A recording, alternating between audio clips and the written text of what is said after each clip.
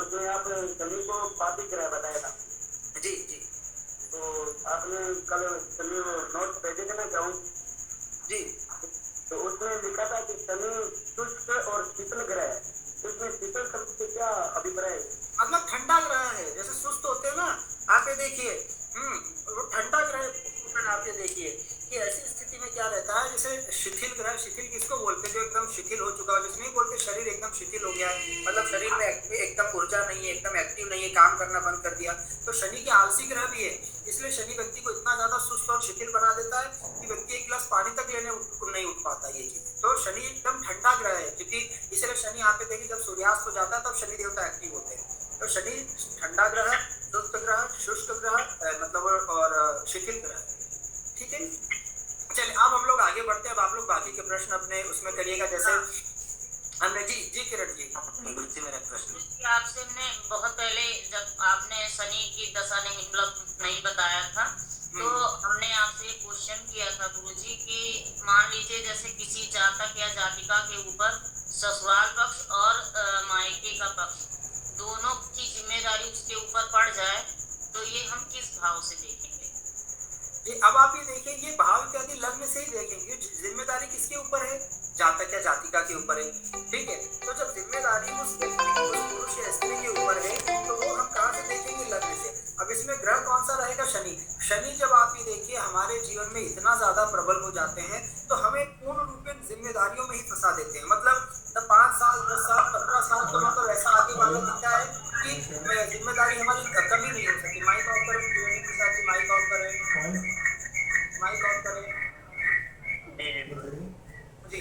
तो आप ये देखिए कभी भी यदि किसी व्यक्ति के ऊपर आप जैसे कई लोग ऐसे हैं कि माता की जिम्मेदारी है, 2 छोटे भाई हैं, 2 छोटी बहन है, और उसके अतिरिक्त और भी कोई लोग हैं, उसके अतिरिक्त अपनी पत्नी बच्चे भी हैं। अगर मान के चलिए 8-10 लोगों की जिम्मेदारी है, माई का हो गया, ससुराल हो गया, और भी कुछ हो गया, ये सब जितनी भी जिम्मेदारी है सब शनि देवता ही देते हैं। अब आप ये देखिए कि शनि देवता जितने ज्यादा, जैसे कई लोग, जैसे आपने बोला भी था किरण जी, अपने पत्रिका देख ली आपके बेटे की, है ना, आज हमने देख ली, कल हम आपको बता भी देंगे, है ना, उसकी मीन राशि है तो 7.5 इत्यादि भी शुरू हो गई है। अब आप ये देखिए कि इस प्रकार की स्थिति में कोई भी हो, जब शनि देवता प्रबल होते हैं तो हमारा जीवन आधे से ज्यादा तो सिर्फ जिम्मेदारी निभाने में चला जाता है, मतलब आधे में ऐसे बूढ़े हो जाते हैं। ये चीजें या तो हॉस्पिटल में चला जाएगा 10-20 साल, या तो जेल के कोर्ट केस कचहरी के चक्कर लगाते लगाते 10-20 साल चले जाएंगे, या तो किसी के बंधन में चले जाएंगे। बंधन मतलब जेल हो गई है 20 साल 14 साल के लिए जेल, 15 साल के लिए जेल हो गई, 15 साल ऐसे निकल जाएंगे। तो इस प्रकार का यदि किसी भी व्यक्ति के जीवन में यदि आप ये देखिए, यदि इस प्रकार का कोई समय हो जाता है कि गुरुजी 15 साल से मतलब जेल में है, 15 साल हो गए गुरुजी कोर्ट केस लड़ते हुए, 15-20 साल हो गए हॉस्पिटल के चक्कर लगाते हुए, गुरुजी 15-20 साल हो गए घर परिवार सबको खुश करते हुए, इसके लिए ये करो, इसके लिए करो, जिम्मेदारी पूरी करते करते, है ना, कोई किडनैप हो जाता है या कोई चला जाता है घर का बच्चा, 15 साल बाद आता है, 10 साल बाद आता है। पहले ऐसा बहुत ज्यादा होता था कि मारपीट या लड़ाई झगड़ा सब चीजों में घर परिवार के बच्चे चले जाते थे, और 10 साल बाद, 15 साल बाद 12 साल बाद आते थे। तो ये सारी चीजों में कौन ग्रह आएंगे।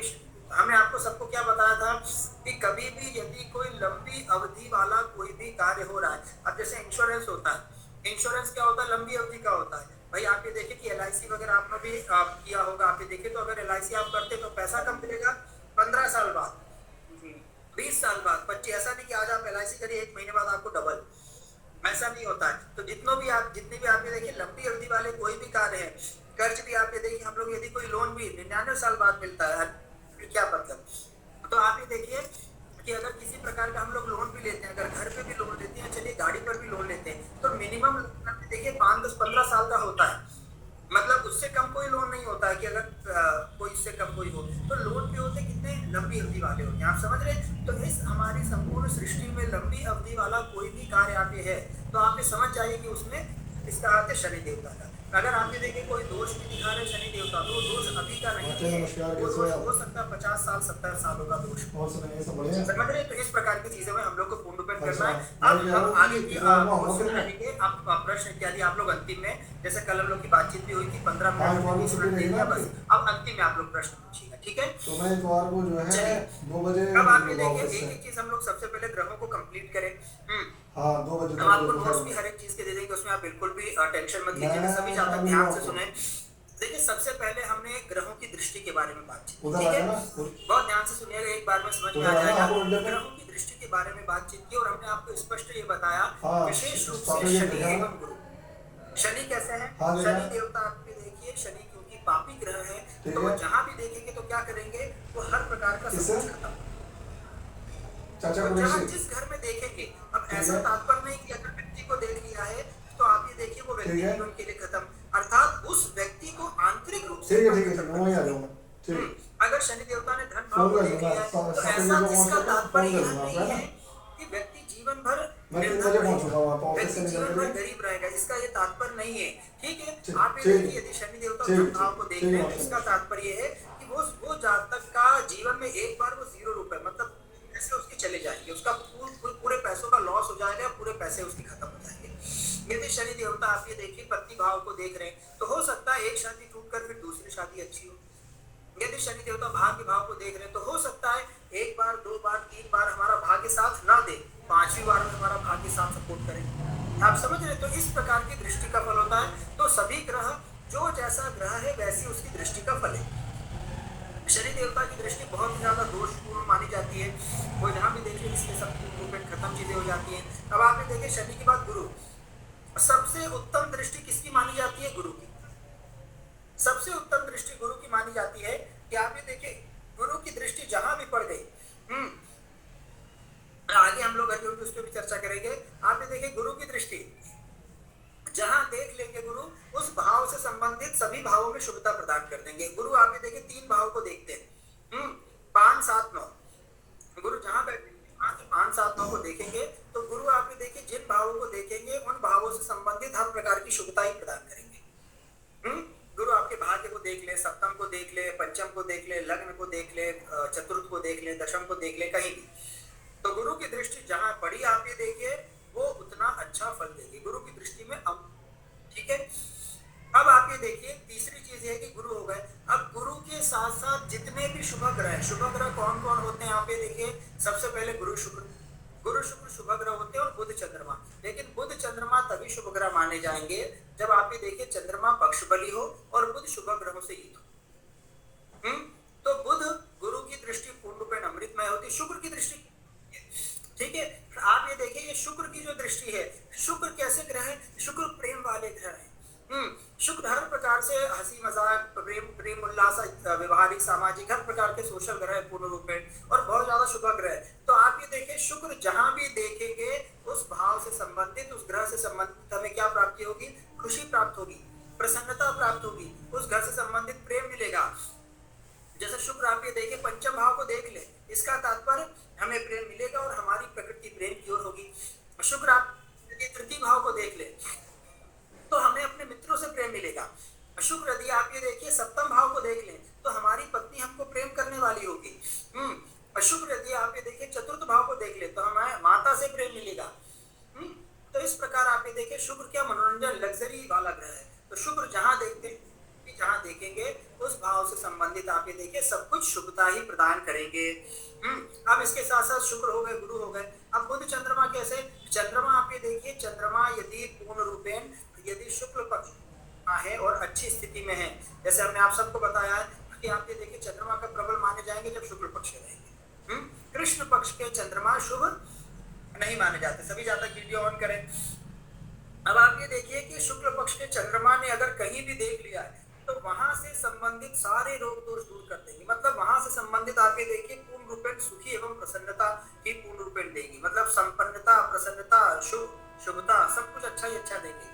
मतलब चंद्रमा यदि आप ये मान के चलिए अष्टम भाव को भी देख लें, अष्टम भाव बुरा भाव होता है, लेकिन यदि अच्छे चंद्रमा अष्टम भाव को देख लें तो आप ये देखिए कि आपको ब्याज का धन, आपको बैठे भी, आपको 2 नंबर का धन, आपको रिश्वत का धन, आपको दहेज का धन, आपको सत्ता का धन, कुछ भी दे सकते हैं। समझ रहे ये चीज है। तो इसलिए आप इसी प्रकार से चंद्रमा क्या है? पूर्ण रूपेण मतलब रानी है, हर प्रकार से बैठे बिठा देने वाले हैं। इसलिए चंद्रमा भी जहाँ देखेंगे वहां सबको शुभता ही प्रदान करेंगे। फिर बुध ग्रह भी आपके देखिए अगर अच्छी स्थिति में है, जहाँ देखेंगे तो बुध, गुरु, शुक्र और चंद्रमा ये चारों जो शुभ ग्रह है ये जहाँ भी देखेंगे तो उस भाव से संबंधित जो भी नेगेटिविटी है वो आधी कर देंगे, कम कर देंगे। आप समझ रहे? इसलिए शुभ ग्रह जहां भी देखेंगे भाई यहाँ पे देखिए वो हर जगह शुभता ही करेंगे। जैसे अगर कोई अच्छा व्यक्ति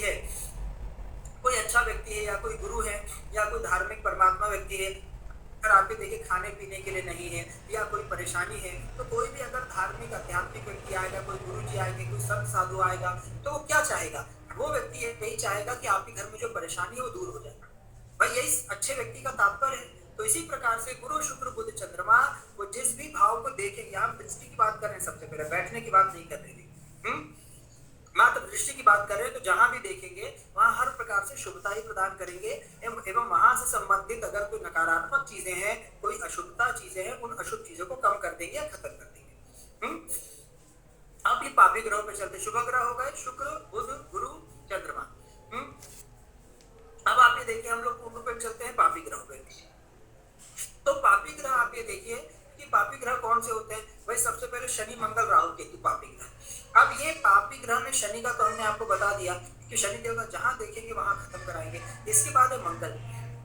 मंगल आप ये देखिए मंगल कैसे ग्रह है। मंगल मतलब लड़ाई झगड़ा मार पीट, मतलब मंगल को बिना इसके आनंद ही नहीं आता।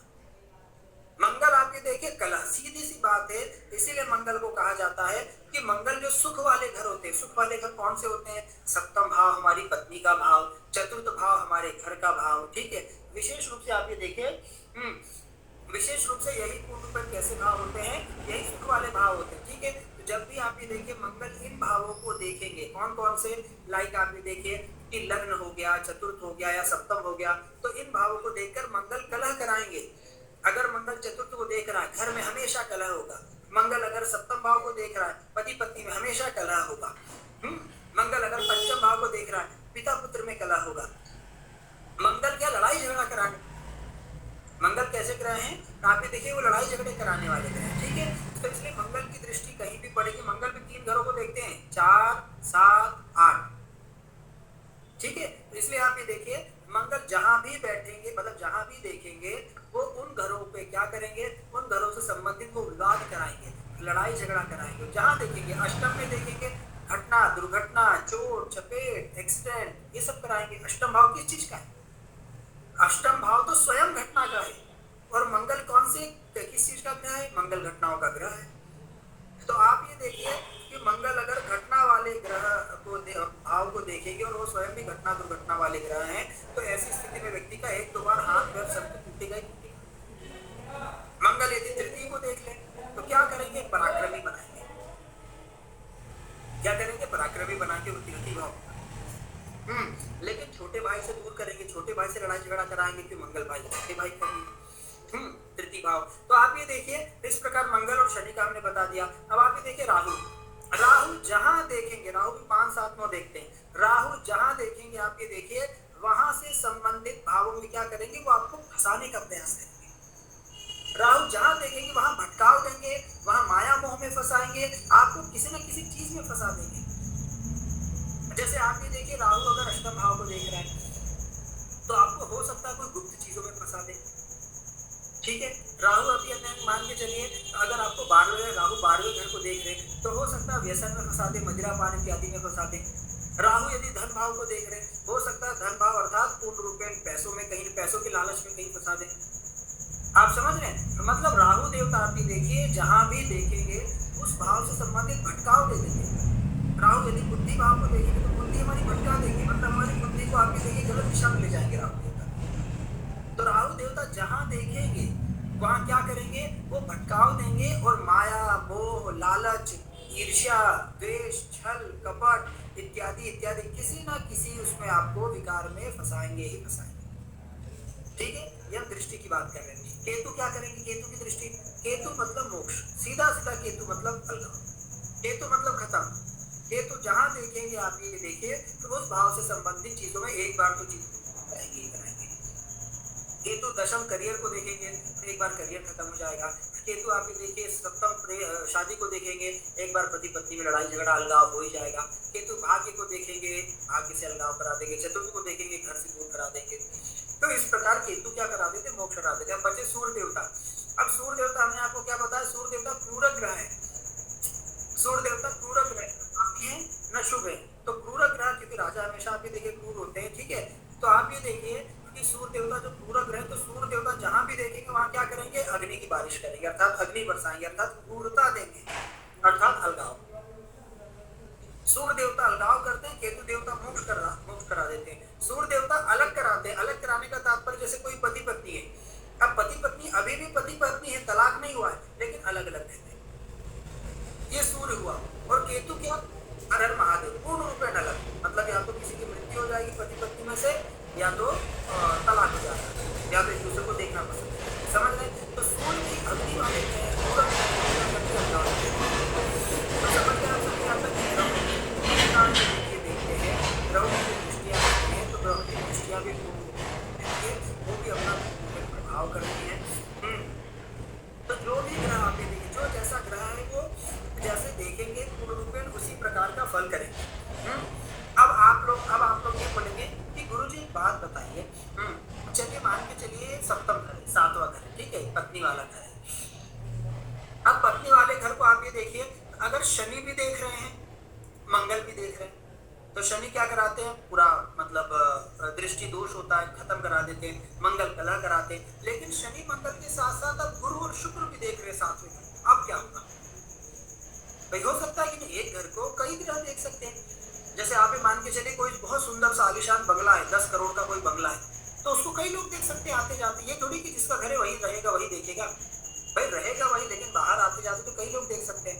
उसी प्रकार से घर को कई लोग देख सकते हैं। तो अब क्या होगा कि गुरुजी एक तरफ गुरु शुक्र भी देख रहे हैं, शुभ ग्रह सप्तम भाव को, और एक तरफ मंगल शनि भी देख रहे हैं।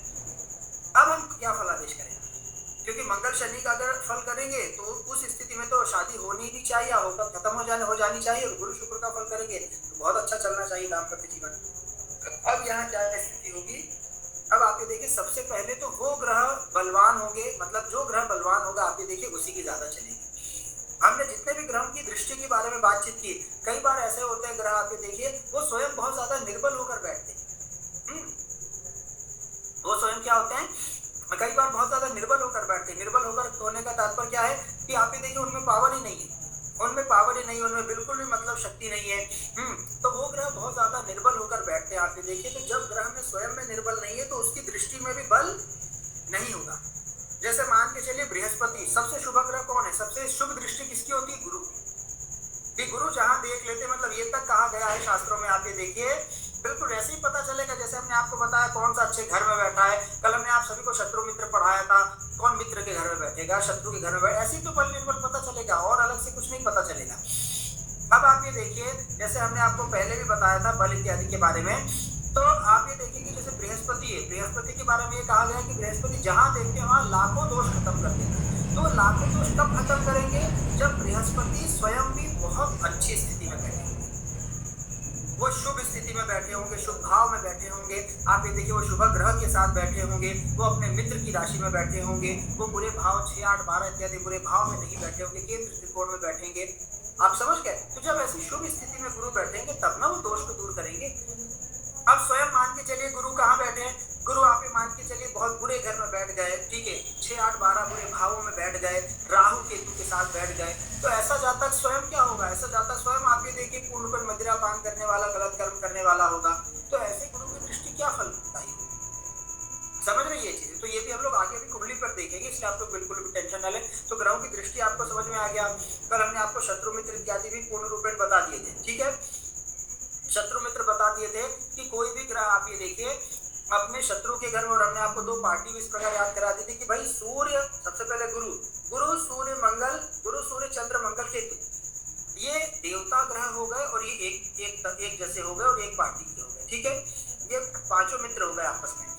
दूसरी पार्टी में कौन है, शुक्र बुध शनि राहु, ये 4 ग्रह हो गए, ये पूर्ण रूप में आप देखिए शत्रु हो गए। तो ये इनके देवता और दैत्य क्या होते हैं, एक दूसरे के शत्रु होते हैं।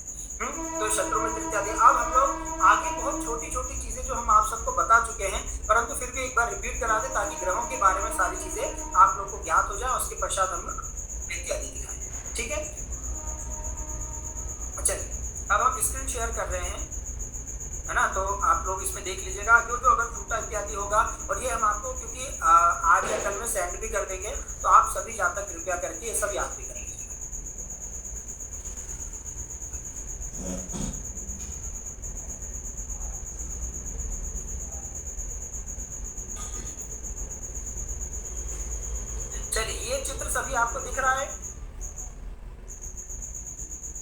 जी गुरुजी। ये चीज हम बहुत धीरे धीरे बोलेंगे और ये सारी चीजें हम सेंड कर देंगे। आप लोग कृपया करके बस समझिएगा ताकि याद करने की आवश्यकता ना हो।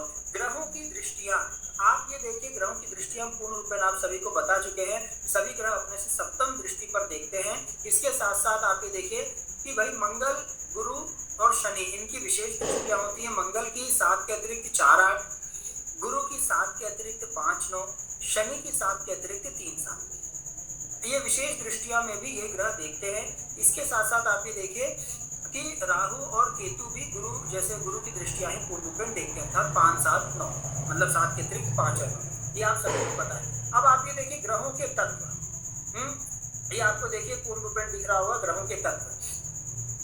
अब आप ये देखिए ग्रहों में तत्व हम आपको सभी को पूर्ण रूप में बता चुके हैं कि कौन से ग्रह का कौन सा तत्व है।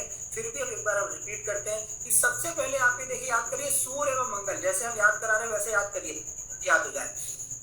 अब आप ये देखिए, अब आज हमने सोचा आज मस्तिष्क में आ गया तो आज कर देते हैं कि अब ये देखिए 7:48 हो गया है। 7:48 पे 2 मिनट और, अर्थात 7:50 के बाद आज अगर कोई भी आएगा क्या तो उसको ऐड नहीं करेंगे और कोई मतलब नहीं है, ठीक है। इसी प्रकार हम 2-2, 3-3 मिनट पीछे करते जाएंगे, है ना। क्या आप सबको बताइए 5 मिनट 10 मिनट चलता है।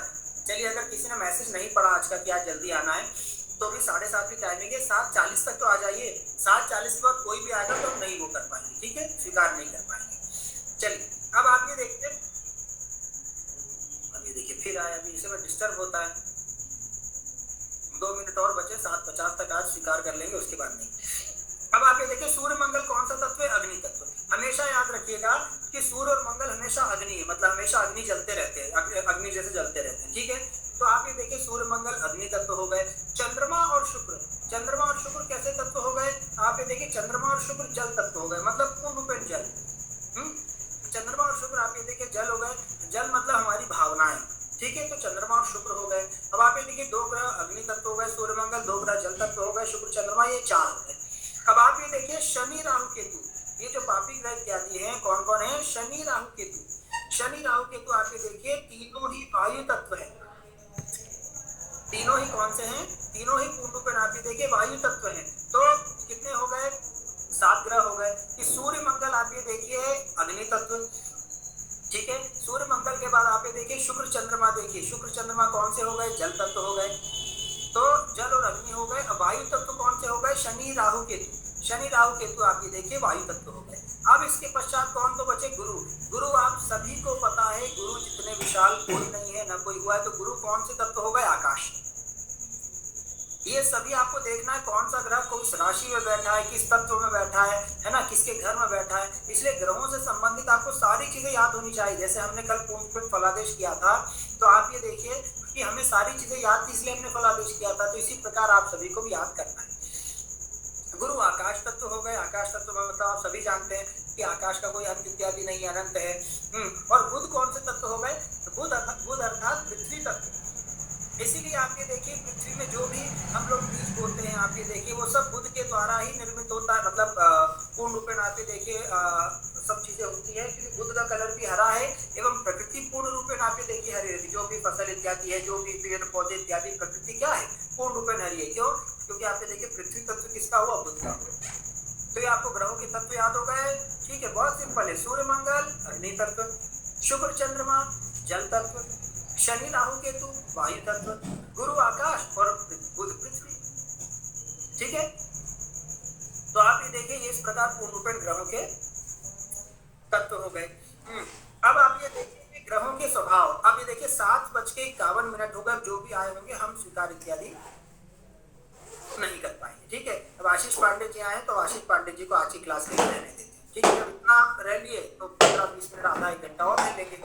इसलिए आप लोग जितने भी लोग हैं, आप सभी लोगों से 5 मिनट 10 मिनट चलता है, हम समझते हैं, कोई दिक्कत नहीं है। लेकिन एटलीस्ट 7:40 तक सबको आ जाइए, ठीक है। कितने बजे तक? 7:40, 7:40 तक आ जाइए। 7:41 मत करिएगा, ठीक है।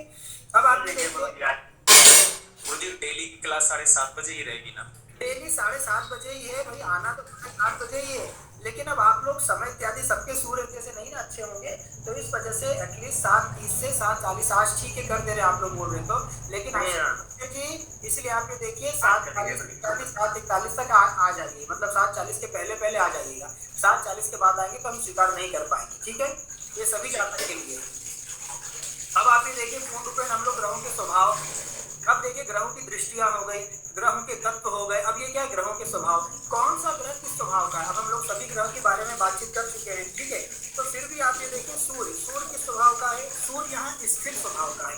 यहाँ सूर्य की स्थिरता से तात्पर्य क्या है, यहाँ आप ये देखिए सूर्य की स्थिरता से तात्पर्य है कि आप ये देखिए सूर्य वाले जो लोग रहते हैं तो उनमें स्थिरता रहती है, अपने कर्म को लेकर स्थिरता, अपने सिद्धांतों को लेकर, अपने स्वभाव को लेकर, अपने रिश्तों को लेकर, अपने धर्म को लेकर, हर एक विषय को लेकर सूर्य देवता स्थिर रहते हैं। इसलिए सूर्य मतलब स्थिर धर्म। आप ये देखिए सूर्य वालों का जो एक नेचर है, ठीक है, वो गंभीर रहते हैं और वो अपने सिद्धांतों को हमेशा लेकर चलते हैं, तो उनके साथ हमेशा ये होगा, ऐसा नहीं कि कभी आज ये सिद्धांत है कल दूसरा सिद्धांत है ना। सूर्य मतलब फिक्स चीज है, समझ रहे हैं, सूर्य मतलब स्थिरता, कि लाइफ में सब सारी चीजें पूर्ण रूप में स्थिरता की। चंद्र हमेशा चंचल रहते हैं, आप सबको पता है कि चंद्र का स्वभाव कैसा है, हमेशा चल रहना, मतलब चलते रहना। इसीलिए आप ये देखिए बच्चों इत्यादि में भी चंद्रमा का प्रभाव आता है कि चंद्रमा हमेशा चल होते हैं। चंद्रमा हमेशा आप देखिए चंचल रहते हैं, चल होते हैं, तो ये चंद्रमा का स्वभाव चल हो गया। मंगल कैसे, मंगल का स्वभाव कैसा हो, मंगल वाले हमेशा उग्र रहते हैं, उनसे कुछ भी बात बोल दीजिए, आप ये देखिए एकदम सीधा बोलेंगे और एकदम ऐसा बोलेंगे कि जैसे उनको मतलब लड़ाई ही करना। मंगल वाले बात ही ऐसे करते हैं कि ऐसा लगता है कि लड़ाई करते हैं। तो मंगल क्या हो गया, मंगल उग्र हो गया। बुध का तो आप ये देखिए मिश्रित स्वभाव है, क्यों, क्योंकि बुध बालक ग्रह, बुध बच्चा है, तो बुध तो जिसके साथ मिलेंगे आप तो उसके जैसा स्वभाव हो जाएंगे। बुध जिसके साथ मिलेंगे तो उसके जैसा स्वभाव हो जाएगा बुध का। तो इसीलिए आप ये देखिए बुध क्या है, बुध पूर्ण रूप में बालक ग्रह, बच्चे ग्रह, ठीक है। कल से सभी 7:40 पर आ जाए, उससे ज्यादा लेट ना हो। अब आप ये देखिए गुरु क्या है, गुरु मृदु एवं गुरु, गुरु अर्थात मृदु का तात्पर्य है कि हर प्रकार का सभी का कल्याण करने वाले वो मीठे ग्रह इत्यादि, कि सभी के लिए शुभता प्रतीक होने वाले और हर प्रकार की सभी को शुभता प्रदान करने वाले वो गुरु मृदु ग्रह है, ठीक है, अच्छे ग्रह। गुणी अर्थात कई प्रकार के गुण इत्यादि, गुरु से ज्यादा गुण और किसमें हो, प्रेमी होते हैं। लघु का तात्पर्य क्या है, लघु का तात्पर्य यहाँ ये है कि आप ये देखिए शुक्र वाले कभी कभी होते हैं कि मतलब प्रेम में पढ़कर, अपने विकारों में पढ़कर कभी कभी अपने सिद्धांतों को देते हैं। आप समझ रहे हैं, शुक्र, क्योंकि आपको ही पता है सबको कि शुक्र क्या है, लग्जरियस लाइफ, शुक्र लेविश लाइफ। अब आप ये देखिए शुक्र जो है गाड़ी बंगला पैसा ऐशो आराम सब शुक्र ही है। अब आप ये देखिए कभी कभी शुक्र को पाने के लिए भाई झूठ भी बोलना पड़ेगा, किसी को चीट भी करना पड़ेगा, किसी के साथ गलत भी करना पड़ेगा, धोखा भी देना पड़ेगा। तो शुक्र ये सब चीजें भी कभी कभी, हमेशा नहीं बट कभी कभी कर सकते हैं। तो इस वजह से शुक्र को क्या कहा जाए, अर्थात लघु, अर्थात थोड़ा सा अपने चीजों विचारों को लेकर थोड़ा सा लघु होते हैं, सोच को लेकर थोड़ा इन सब चीजों को लेकर लघु होते हैं। तो आप ये देखिए कि गुरु मृदु एवं गुणी हो गए, शुक्र लघु एवं प्रेमी स्वभाव के हो गए, और शनि राहु केतु के भी तीनों पापी ग्रह, तो एक तीक्ष्ण संज्ञा हो गए, अर्थात पूर्ण रूप में तीखे अर्थात पापी ग्रह हो गए। इनका स्वभाव के साथ, इनका स्वभाव एकदम स्पष्ट वाला है भाई, गलत तो मतलब कुछ भी कर सकते हैं, इनका स्वभाव इत्यादि समझना ही बहुत कठिन है। ये पापी है तो पापी रहेंगे, आप इनसे किसी प्रकार की शुभता की उम्मीद ना करें। अगर ये कोई चीज शुभ कर भी रहे तो उसमें भी आप ये देखिए कि कहीं ना कहीं क्या है, कहीं ना कहीं कोई गलत संकेत है कि आगे ये खराब होगी। तो ये चीज है, तो आप समझ गए कि आप ये देखिए ये नवग्रह का ये क्या है, ये पूर्ण रूप में स्वभाव इत्यादि है। ये हम सब चीजें भेज देंगे, वीडियो ऑन करें सभी ज्यादा, ये हम सारी चीजें भेज देंगे, तो आप लोग पढ़ लीजिएगा, अगर कोई ना समझ में आए तो पूछ लीजिएगा। अब आप ये देखिए ग्रहों के स्वभाव, जी माइक ऑफ करें सभी को, वीडियो बंद किया हो, कोई बात नहीं, कोई बात नहीं। अब आप ये देखिए ग्रहों के दृष्टियां हो गई, ग्रहों के तत्व हो गए, ग्रहों का स्वभाव हो गया। अब आप ये देखिए ग्रहों के अनुसार काल पुरुष का संबंध है। अब काल पुरुष क्या है, आप ये देखिए काल पुरुष उसको बोलते हैं जो कि पूर्ण रूप में प्रकृति के द्वारा निर्धारित है।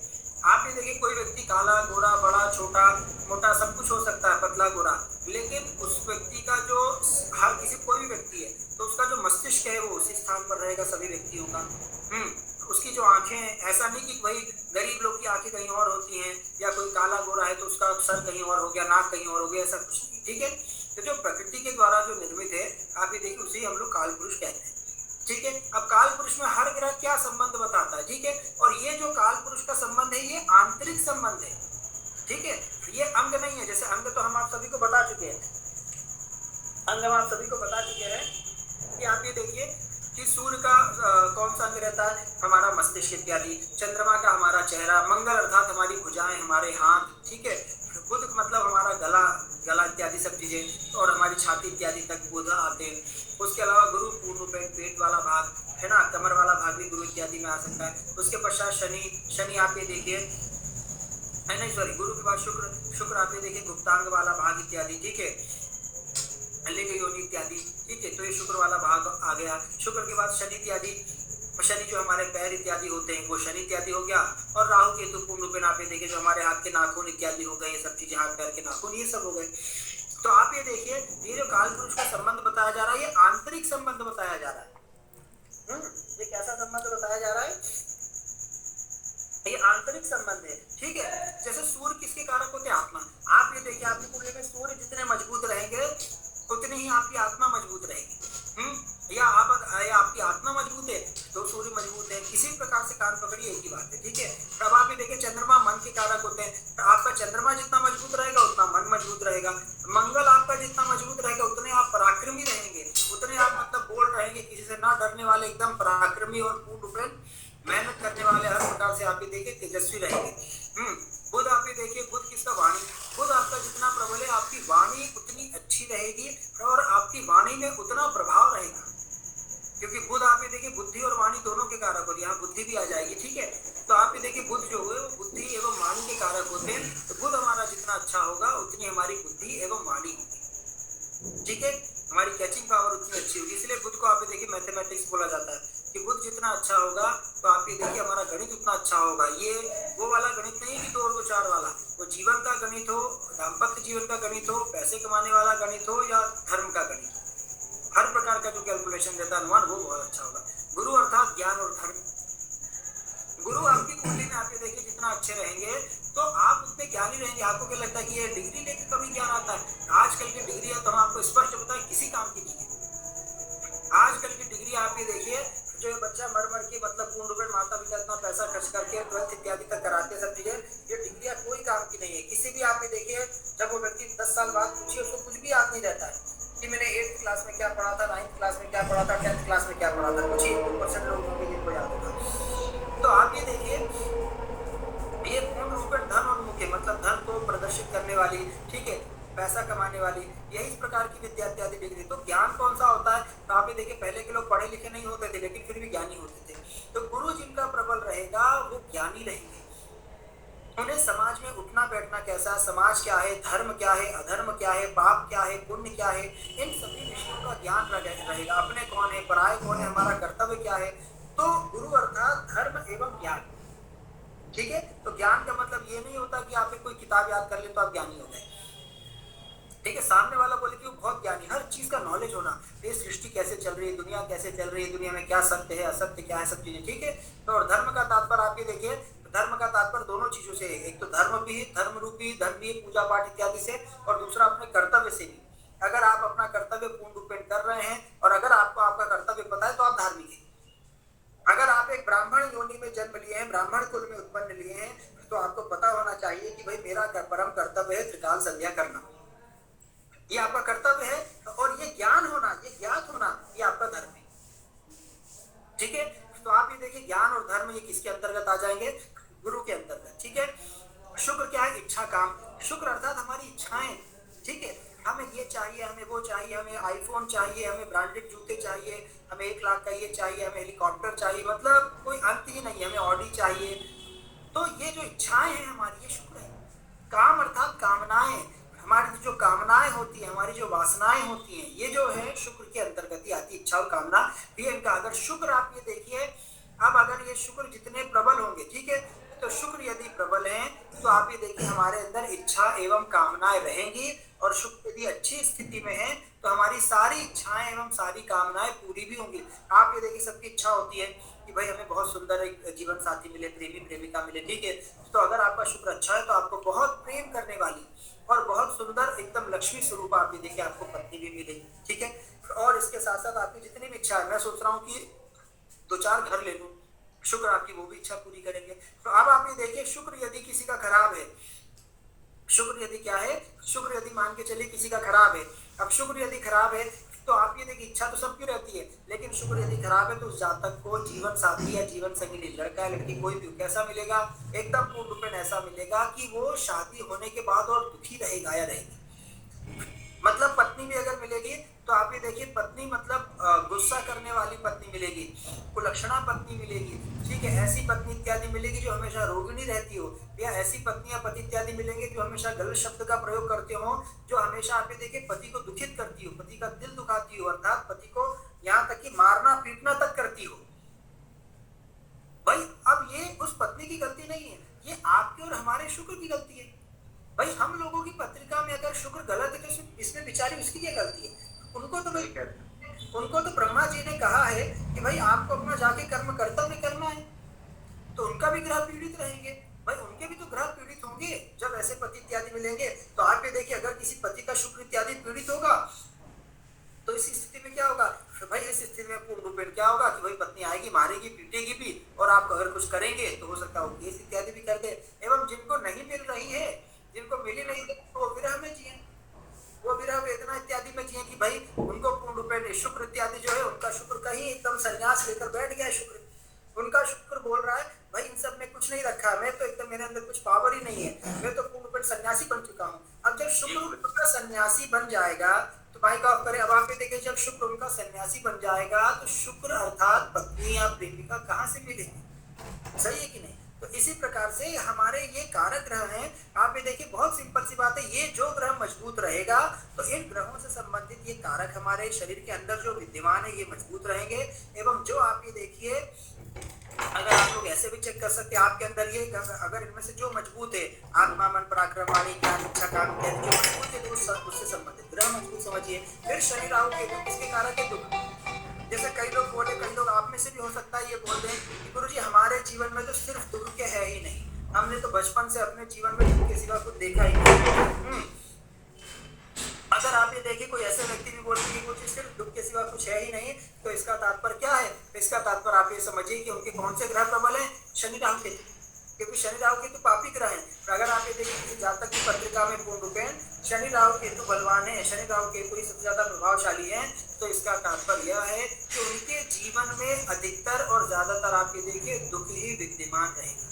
मतलब वो कुछ भी करें, वो विवाह करें, ये चीजें करें, वो चीजें करें, तो उनके जीवन में ज्यादा दुख ही विद्यमान रहेगा। क्यों? क्योंकि उनके शनि राहु केतु का प्रभाव उनके जीवन में ज्यादा है। तो आप समझ गए? तो ये आप ये देखिए पूर्ण रूपेण ये कारक होते हैं, ठीक है। और ये चीजें आप सबको पता, इसलिए हम बता रहे हैं, इनमें से ऐसी कोई नई चीज नहीं है जो बहुत ज्यादा कठिन हो, जो आपको समझने में दिक्कत हो, ठीक है। अगर कोई ऐसी चीजें रहेगी तो हम आपको आज नहीं बताएंगे, ठीक है। तो आप ये देखिए, ग्रहों के तत्व आप ये देखिए बहुत सरल है, आपने हम बता ही चुके थे, स्वभाव भी आप सबको पता है क्योंकि हम नवग्रहों के बारे में पढ़ चुके हैं, ठीक है। तो काल पुरुष का संबंध भी आपको सबको पता ही है। अब हम लोग आगे चलते हैं। आप ये देखिए आगे और पूर्ण रूपेण क्या है, ये हम आपको सबको सेंड कर देंगे, तो ये भी याद कर लीजिएगा। अब आप ये देखिए, प्लैनेट्स मतलब इसके इंग्लिश में नाम, एटलीस्ट आपको कम से कम इतना तो पता होना चाहिए, क्योंकि आप ये देखिए देश काल परिस्थिति ऐसी, कई लोग ऐसे बोलते हैं, कई लोग ऐसे भी आते हैं, पुरुष हो या स्त्री हो, कि गुरुजी मेरा सैटर्न कैसा है, मेरा वीनस कैसा है। अब पंडित जी को पता ही नहीं है सैटर्न और वीनस क्या है, तो वो क्या बताएंगे कैसा है? सही है कि नहीं? तो कम से कम ग्रहों का इंग्लिश में नाम आपको याद होना चाहिए। सूर्य चंद्रमा की तरफ सभी को याद ही है, सन मून, मंगल मार्स, बुध मरकरी, गुरु जुपिटर, शुक्र वीनस, शनि सैटर्न। राहु केतु को नोड्स बोलते हैं, अगर एक भाषा में बोला जाए तो आप ये देखिए नोड्स बोला जाए। अब उसमें भी आप ये देखिए, नॉर्थ नोड जो है वो राहु है, साउथ नोड जो है केतु, ठीक है। तो आप एक दोनों को अगर एक शब्द में बोलना हो तो नोड्स करके पुकार सकते हैं, और दोनों को यदि अलग अलग बोलना हो तो नॉर्थ और साउथ नोड्स लगा करके बोल सकते हैं। ये याद कर लीजिएगा, ठीक है। सभी को याद करना बहुत ज्यादा जरूरी है। अब आप ये देखिए ग्रहों के लिंग, क्योंकि आपको ये भी पता होना चाहिए कि राशियां तो पता है, जैसे हमने आप सबको बताया था। आप देखिए कोई महानुभाव अभी आ रहे, अब आप ये देखिए हमने आप सबको बताया था कि भाई राशियां तो पूर्ण रूप में आप सभी को पता है, कि कौन सी राशि पुरुष राशि, कौन सी राशि स्त्री राशि, ठीक है, इतना सबको पता है ना। 1, 3, 5, 7, 9, 11 सभी विषम जो राशियां हैं वो पुरुष राशियां हैं, और 2, 4, 6, 8, 10, 12 ये जो स्त्री राशियां, ये जो पुरुष सम राशियां हैं ये स्त्री राशियां हैं। इसी प्रकार ग्रहों में भी आप ये देख लीजिए, ग्रहों में थोड़ा सा अलग अलग है। अब आप ये देखिए, जैसा हमने आपको बताया था कि भाई पुरुष, तो पुरुष ग्रह 3 है, सूर्य, मंगल और गुरु। भाई राजा के अंदर तो पूर्ण रूपेण पौरुषत्व रहता भी है और रहना भी चाहिए, वो पूर्ण रूपेण पुरुष है। अब आप ये देखिए मंगल तो सेनापति है, मंगल तो ऐसा पुरुष है, आप ये देखिए कि पूर्ण रूपेण कोई भी स्त्री मोहित हो जाए। मंगल का पुरुष तो ऐसा रहता है, मतलब ये जितने भी लोग आप ये देखिए बॉडी बिल्डर बना के एकदम ये घूमते हैं ना, एकदम 6 पैक ऐप बना के, एक्टर वगैरह जितने भी सब चीजें हैं जिन पे लड़कियां एकदम पूर्ण रूपेण मोहित हो जाती इत्यादि, तो आप ये देखिए मंगल वाले एकदम 6 फुट एकदम लंबा चौड़ा शरीर इत्यादि, ये मंगल है, वो भी पूर्ण रूपेण पुरुष है। गुरु पूर्ण रूपेण आप ये देखिए उनमें भी पूर्ण रूपेण पौरुषत्व है। तो आप ये देखिए सूर्य मंगल गुरु क्या हो गए? पुरुष। ये पुरुष हो गए। अब आप ये देखिए स्त्री कौन से? स्त्री आप ये देखिए चंद्रमा और शुक्र, क्योंकि चंद्रमा माँ है और शुक्र पत्नी है, पत्नियां प्रेमिका है। तो आप ये देखिए, अब इसका तात्पर्य आप लोग ये मत पूछेगा कि गुरुजी चंद्रमा और शुक्र ये स्त्री हैं, अर्थात ये सभी ग्रह जो हैं नवग्रह आप ये देखिए पुरुष इत्यादि ही हैं, ठीक है। लेकिन आप ये देखिए कि इनके अंतर्गत, इनके अंदर जो प्रकृति है वो स्त्री वाली प्रकृति है। जैसे यदि कोई लड़का चंद्रमा से प्रभावित है तो आप ये देखिए वो राजयोग घर में उत्पन्न हो जाएगा, तो उसको सब कुछ बैठे बैठे जीवन में मिलेगा ना। उसने जीवन में कभी संघर्ष देखा, ना कोई कमी देखी, ना कोई दुख देखा, ना कोई तकलीफ देखी, ना कोई रोग हुआ, ना कभी पैसों की परेशानी हुई, ना कभी और कुछ परेशानी ही नहीं हुई। तो अब ये क्या है? ये पूर्ण रूपेण स्त्री तो प्रकृति ही तो है ना। उसने कभी जीवन में कुछ काम किया, क्योंकि पैसे इतने हैं कि जीवन भर खर्च करे तो भी पैसे कम ना हो। तो अब ये क्या? ये प्रकृति है स्त्री की, ठीक है। तो आप ये देखिए कि चंद्रमा अर्थात माता एवं शुक्र एवं पत्नी, तो ये दोनों सुख वाले, प्रेम वाले ग्रह हैं, भोग वाले ग्रह हैं। तो इसलिए शुक्र एवं चंद्रमा स्त्री ग्रह हो गए, और राहु केतु भी क्या होगा? स्त्री। राहु केतु भी क्या हो गए? तो आप ये देखिए स्त्री ग्रह हो गए, ठीक है। तो सूर्य मंगल गुरु पुरुष हो गए, फिर बाकी आप ये देखिए शुक्र चंद्रमा राहु केतु स्त्री ग्रह हो गए। अब बचे बुध एवं शनि, तो ये दोनों नपुंसक ग्रह है, ये हम आपको पहले बता चुके हैं। बुध एवं शनि दोनों नपुंसक ग्रह हैं। यहाँ नपुंसकता का तात्पर्य शारीरिक नपुंसकता से नहीं है। नपुंसकता का तात्पर्य आपकी जो ऊर्जा है, आपकी जो शक्ति है, आपकी जो क्वालिटी है, जो गुणवत्ता है, तो उसका प्रयोग ना होने एवं ना करने से तात्पर्य है। उदाहरण जैसे बुध, अब आप ये देखिए बुध में नपुंसकत्व है। अब आप ये देखिए कि बुध क्या है? बालक ग्रह है। अब बुध बच्चा ग्रह है, तो आप ये देखिए बच्चे के अंदर इसीलिए नपुंसकत्व इत्यादि पूर्ण रूपेण है कि बच्चा है भाई, वो किसी भी प्रकार से पूर्ण रूपेण सामर्थ्य इत्यादि नहीं है किसी भी चीज को समझने, बूझने, जानने में एवं करने में। तो इसलिए बुध की शक्ति का क्या प्रयोग? कोई नहीं। इसलिए बुध को क्या कर दिया? नपुंसक, अर्थात उनकी शक्ति का कोई प्रयोग इत्यादि नहीं इत्यादि हो सकता है। इसलिए बुध क्या है? बालक ग्रह है, और उन्होंने इसलिए नपुंसकत्व इत्यादि कर दिया। तो अब शनि में नपुंसकत्व क्या है? भाई बुध कुछ कर नहीं सकते, इसलिए नपुंसक है। शनि में किसी प्रकार का कोई इच्छा एवं काम इत्यादि नहीं है। शनि मतलब पूर्ण रूपेण वृद्ध ग्रह, शनि मतलब बूढ़े ग्रह, शनि मतलब सन्यासी ग्रह, शनि मतलब अकेले वाले ग्रह। तो इसीलिए कहा जाता है कि आप ये देखिए कि शनि वालों का ऐसा रहता है जैसे जो लोग सन्यासी, शनि मतलब क्या होता है? सन्यासी। अब आप ये भी तो सोचिए, विचार करिए कि शनि का तात्पर्य आप ये देखिए सन्यासी होता है। तो सन्यासी व्यक्ति कब बनता है? जब ये माया, मोह, क्रोध, लोभ से मन एकदम विरक्त हो जाता है, तभी सन्यासी बनता है। इसका तात्पर्य क्या हुआ? कि सभी प्रकार के माया, मोह से विरक्त हो जाना। तो शनि वाले भी इसलिए नपुंसक इत्यादि होते हैं, तो उनका किसी प्रकार से सजना, संवरना, पत्नी, पुत्र, संतान, प्रेमिका, घूमना फिरना किसी का मन ही नहीं करता। उनका अकेले और अपना पूरा पूजा पाठ, धर्म, अध्यात्म और इन सब की तरफ मन करता है। तो इसीलिए शनि भी क्या हो गए? नपुंसक, ठीक है। तो पूर्ण रूपेण चीजें, शनि का नपुंसकत्व दूसरा है, बुध का नपुंसकत्व दूसरा है। ये सब चीजें याद रखिएगा। आगे जब हम संतान इत्यादि देखेंगे, आगे जब हम विवाह इत्यादि देखेंगे, तो आप भी देखिए इसलिए क्या वहां सबका प्रयोग इत्यादि रहेगा। कई बार ऐसी स्थिति भी आज के समय विवाह इत्यादि में होती है। आप भी देखिए कि भाई जिसके साथ विवाह इत्यादि हो रहा है वो नपुंसकत्व अर्थात वो किसी भी प्रकार का संतान उत्पन्न नहीं कर सकता। और कई लोग ऐसे रहते हैं, आप भी देखिए एकदम नीरस जीवन रहता है, मतलब वो विवाह करना ही नहीं चाहते। जैसे कई लोग ऐसे भी रहते हैं कि हमें विवाह करना ही नहीं है, तो भले अभी उम्र कम है, सब विवाह करना है, जिसका मतलब क्या है कि उसका शनि प्रधान है। जब शनि प्रधान होता है तो हमारा हर चीज से विरक्ति हो जाती है। तो आप समझ गए। तो आप भी देखिए ये जो विषय वस्तु है यहाँ पूर्ण रूपेण हमने आपको ग्रहों के लिंक बताया कि भाई नवग्रह में आप देखिए आपको पुरुष भी मिलेंगे, स्त्री भी मिलेंगे और नपुंसक, ठीक है। तो जो जैसा ग्रह इत्यादि प्रभाव रहेगा उसी के हिसाब से हम लोग सारी चीजें पूर्ण करेंगे, ठीक है। अब आप ये देखिए ये कोई ऐसा तो नहीं कि बहुत ज्यादा हो रहा है। अगर आप लोगों को ऐसा लग रहा है, अगर आप लोगों को गुरुजी आज के लिए इतना बहुत है तो बोल दीजिए तो हम यहीं रुक जाए। नहीं ये सब गुरुजी रटा हुआ है, इनका सब पढ़ा हुआ है, सब बेसिक है। अच्छा। आप लोग बोलिए, ये तो कुछ भी बोलते रहते हैं, आप लोग बोलिए। नहीं गुरुजी हमारा तो बेसिक है। नहीं, इसीलिए हम बोल रहे हैं कि इतना बहुत है जी गुरुजी इतना ही बहुत है। नहीं, इसीलिए हमें भी वही आभास हुआ, हमें भी वही फील हुआ कि हो सकता है आप लोगों के लिए, हाँ कि हो सकता है आप लोगों के लिए इतना बहुत है, तो इसलिए हमने आपसे पूछ लिया और आप लोगों ने कहा कि बहुत है, इसलिए हमने यहाँ रुक भी गए कि कोई दिक्कत नहीं। अब हम लोग बिल्कुल अब हम लोग आगे पूर्ण रूप में है ना एक कुंडली पर चलते हैं कि कुंडली इत्यादि देख लें, उसके पश्चात आप लोग के प्रश्न इत्यादि करें, ठीक है। चलिए अब आप ये देखिए कोई भी कुंडली इत्यादि हम ओपन कर लेते हैं, किसी भी प्रकार की कुंडली। कल वाली जो किया था ना, हाँ वही कल वाली भी कोई दूसरी इत्यादि चले, उसमें क्या थोड़ा प्रॉपर समझ में आ रहा था, फिर ऐसा ना हो कि कंफ्यूजन हो जाए गुरुजी थोड़ा सा। चलिए ठीक है, कल वाली प्रयास करते हैं। लगन की दीजिए पत्रिका। नहीं वो तो हमें पत्रिका तो याद है, लेकिन मिल जाए मिल गई। ये देखिए आपके सामने पत्रिका थी, ठीक है। अब ऐसा करिए ना आप लोग इसमें जैसे जितना हमने पढ़ा दिया है, देखिए ग्रहों के तत्व पढ़ा दिए, ग्रहों के शत्रु मित्र पढ़ा दिए, ग्रहों की दृष्टियां पढ़ा दिए, ग्रहों के लिंग इत्यादि पढ़ा दिए, ग्रहों का काल पुरुष संबंध पढ़ा दिया है ना। ये जितनी चीजें पढ़ा दी है, आप लोग कोई भी क्रमशः एक एक करके जो भी इसमें से जो आपका प्रश्न मन करे वो प्रश्न पूछिए, लेकिन जितना पढ़ाया गया उसी में से, आगे से नहीं। बोले मेरा प्रश्न यह है कि यह जो जातक है या व्यापार करेगा या जॉब करेगा।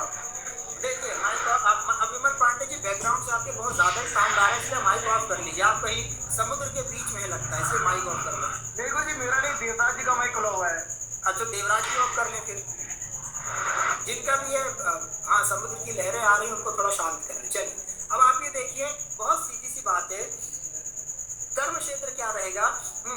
तो दशम भाव आप ये देखिए, दशम भाव का स्वामी कौन है, हमारे शुक्रदेव। सबसे पहले हम दशम भाव पे गए, ठीक है। अब आप ये देखिए कि इसकी इस स्थिति में आप ये देखिए हमारा स्वामी कौन है, दशम भाव का स्वामी शुक्र है। अब शुक्र को हम देखेंगे सबसे पहले कहाँ गया है। शुक्र आप ये देखिए ये गए हैं पंचम भाव में। अब पंचम भाव किस चीज का होता है, पंचम भाव हमारी बुद्धि का होता है, हमारे ज्ञान का होता है, ठीक है। और आप ये देखिए हमारे ज्ञान बुद्धि इन सब चीजों का होता है। अब इतना तो क्लियर हुआ कि भाई शुक्र पंचम में, दशम भाव का स्वामी पंचम में गया, तो जातक अपनी बुद्धि, अपनी कला, अपने दिमाग और अपनी गुणवत्ता के अनुसार काम इत्यादि करेगा। अब अपनी कला, अपनी बुद्धि के अनुसार कौन सा काम होता है भाई, ये तो या तो अपना काम होता है, या तो फिर पूर्ण रूप में कहीं व्यापार इत्यादि होता है, क्योंकि नौकरी तो अपने हिसाब से होती नहीं, ठीक है। अब आप ये देखिए कि शुक्र की स्थिति देखिए, एक एक चीज हम बता रहे हैं।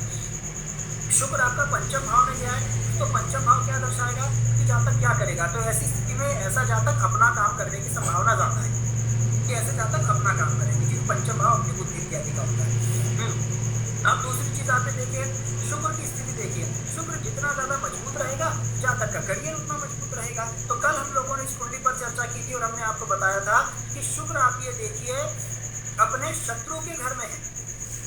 पहली चीज शुक्र आप ये देखिए अपने शत्रु के तत्व में है। जैसे शुक्र जल तत्व हो गया, तो शुक्र आप ये देखिए जल तत्व है, लेकिन जल तत्व होकर बैठा कहाँ है, अग्नि तत्व में। तो एक माइनस पॉइंट हुआ कि शत्रु के घर में है, दो माइनस पॉइंट हुआ कि शत्रु के तत्व में है, तीसरा माइनस पॉइंट हुआ कि शनि देवता देख रहे हैं। भाई शनि देवता भी तो शुक्र को देख रहे हैं सप्तम दृष्टि से, ठीक है। चौथा माइनस पॉइंट हुआ कि केतु देवता भी देख रहे हैं। अब ऐसी स्थिति में क्या हो गया, शुक्र हो गए कमजोर। अब ये भी देख लीजिए क्या कोई शुभ स्थिति भी है, तो आप ये देखिए शुक्र राहु के साथ बैठे हैं, तो एक ही अच्छी स्थिति है, क्योंकि शुक्र राहु दोनों क्या है, दोनों मित्र हैं, दोनों क्या है, मित्र हैं। तो शुक्र राहु मित्र हैं, तो ये एक अच्छी स्थिति के शुक्र राहु मित्र हैं। परंतु आप ये देखिए बाकी सब चीजें क्या है, नेगेटिव चीजें हैं। अब ऐसी स्थिति में क्या हो गया, दशम भाव का स्वामी हमारा कमजोर हो गया, स्वामी कमजोर हुआ। अभी नहीं। अब आप ये देखिए कि शुक्र क्या हो गया, हमारा कमजोर हो गया। अब जब दशम भाव का स्वामी हमारा कमजोर इत्यादि हो गया, ठीक है। अब ये त्रिकोण इत्यादि में बैठे हैं, तो त्रिकोण इत्यादि भी चलिए शुभ है, लेकिन जब शुक्र है, शुक्र की जो वास्तविक स्थिति वो तो कमजोर हो गया। अब त्रिकोण में बैठने से क्या होगा कि जातक कोई ना कोई काम इत्यादि तो करेगा, ऐसा नहीं होगा कि अकर्मण्य होगा, परंतु उस जातक का जो कार्य है, जो कर्म क्षेत्र में स्थिति है वो लगभग एक समय तक बहुत बुरी रहेगी। बुरी का तात्पर्य है कि जातक का जो भी आप ये देखिए कर्म इत्यादि चलेगा वो लगभग एक समय के बाद मतलब जीवन के प्रारंभिक काल में जातक का कोई कर्म स्थायित्व नहीं होगा। ठीक है, कब? क्योंकि आप ये देखिए शनि की दृष्टि भी पड़ रही है। ठीक है, तो हो सकता है जातक कुछ समय तक नौकरी करे। कुछ समय तक क्यों? क्योंकि शनि की दृष्टि पड़ रही है। हमेशा नौकरी क्यों नहीं करेगा? क्योंकि दशम भाव का स्वामी पंचम में गया। पंचम हमारी बुद्धि का होता है, हमारे ज्ञान का होता है। ये नौकरी का अगर यही शुक्र षष्ठ भाव में जाता नौकरी वाले भाव में तो हम बोल देते नौकरी करेगा। लेकिन शनि क्या नौकर ग्रह है। अब शनि देवता देख रहे हैं तो कुछ समय तक हो सकता है जातक नौकरी करे। अब आप ये देखिए इसके साथ साथ दशम भाव को भी देखिए। अब दशम भाव की क्या स्थिति है तो आप ये देखिए कि दशम भाव को कौन से ग्रह देख रहे हैं? सूर्य। और कौन ग्रह देख रहे हैं? गुरु। ठीक है, तो आप ये देखिए दशम भाव को सूर्य देख रहे हैं। तो सूर्य जब हमारे करियर को देखेंगे तो ऐसे जातक क्या होगा? ये जातक अपने कर्म के प्रति पूर्ण ईमानदार होगा। सूर्य देख रहे हैं, सूर्य क्या है? राजा। अब राजा भले थोड़ा ठंडा पड़ गए हो क्योंकि सूर्य अग्नि तत्व होकर जल में बैठ गए, लेकिन फिर भी आप ये देखिए सूर्य की दृष्टि पड़ रही है। और सूर्य यहाँ क्या है? लग्नेश, लग्न के स्वामी है। तो आप ये देखिए कि सूर्य जो देख रहे हैं तो सूर्य देखकर क्या करेंगे? जातक अपने कर्म के प्रति ईमानदार रहेगा। जातक बेईमानी से धन नहीं कमाएगा, जातक ईमानदार रहेगा और जातक अपने कर्म के प्रति पूर्ण सिद्धांतवादी भी रहेगा। मतलब हर प्रकार से जातक अपने नियम कानून में समझौता नहीं करेगा। उसके साथ साथ गुरु की दृष्टि भी है। अब गुरु की दृष्टि भी पड़ रही, इसका मतलब जातक 2 नंबर का धन भी पूर्ण रूप हम लोग नहीं बोल पाएंगे कि 2 नंबर का धन इत्यादि कमाएगा।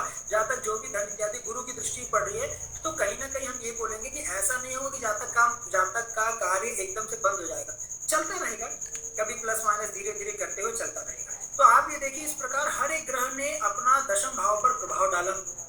ठीक है, अब आप ये देखिए जातक क्या, जैसे अब हम ये फिक्स हो गया कि भाई पूर्ण रूपेण जातक का जो शुक्र है, शुक्र कमजोर है तो जातक की लाइफ में जो स्थायित्व आएगा वो 34-36 के बाद ही लाइफ सेटल होगा। जैसे बोलते हैं ना कि गुरुजी हम सेटल कब होंगे।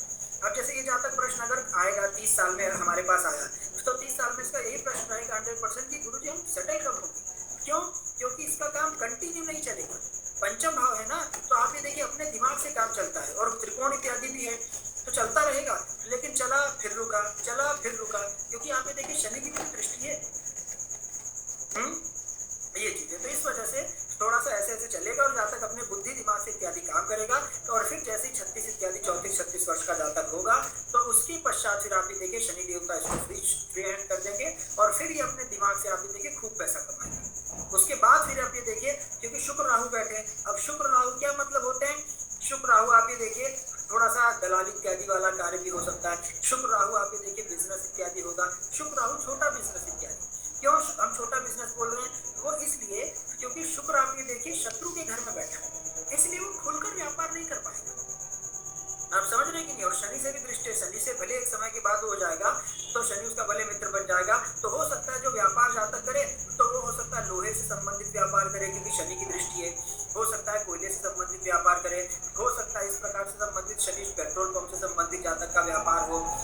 जो शनि के व्यापार होते हैं, हो सकता है कुछ उद्योग हो सकता है इम्पोर्ट एक्सपोर्ट का काम हो इत्यादि, वही चीजें इम्पोर्ट एक्सपोर्ट इत्यादि करना। ठीक है, तो आप ये देखिए लाइसेंसिंग वाला काम हो, तो इस प्रकार के काम भी बहुत सारे सब चीजें कर सकते हैं। लेकिन शुक्र एक समय के बाद ही सब चीजें करेगा और यहाँ व्यापार की स्थिति बनेगी क्योंकि शुक्र ग्रह भी कैसा है? व्यापारी पूर्ण रूपेण ग्रह है। लेकिन अब आप यहाँ देखिए राशियां भी देखिए, हमने आपको स्पष्ट बताया था शुक्र अग्नि तत्व राशियां में है। अब आप ये देखिए 1, 5, 9 राशि कौन सी राशि? क्या व्यापारिक राशियां हैं ये ना? हमने पहले बताया था 1, 5, 9 जो राशियां हैं वो आप ये देखिए वो नौकरी वाली और एकदम मतलब पूर्ण रूपेण नौकरी वाली एक प्रकार से राशियां हैं और बड़ी नौकरी IAS, IPS और इस प्रकार का मतलब जो नौकरी इत्यादि है तो ये नौकरी वाली राशियां हैं। उसके साथ साथ आप ये देखिए जैसे 3, 7, 11 वायु तत्व कौन सी राशियां हैं? ये दिमाग वाली राशियां हैं। तो आप ये देखिए शनि देवता भी वायु तत्व राशि में बैठे कर्म क्षेत्र के जो स्वामी, कर्म के स्वामी है, तो ऐसा जातक 100% दिमाग वाला काम करेगा। अब आप ये देखिए पूर्ण रूपेण व्यापार नहीं रहेगा क्योंकि पूर्ण रूपेण व्यापारिक राशियां कौन सी हैं? जल तत्व और पृथ्वी तत्व, ये पूरी व्यापार की राशियां, जल तत्व और पृथ्वी तत्व। और पृथ्वी तत्व तो सबसे ज्यादा व्यापार की राशियां हैं। आप ये देखिए 2, 6, 10 जो है वो पूर्ण रूपेण व्यापारिक राशियां हैं।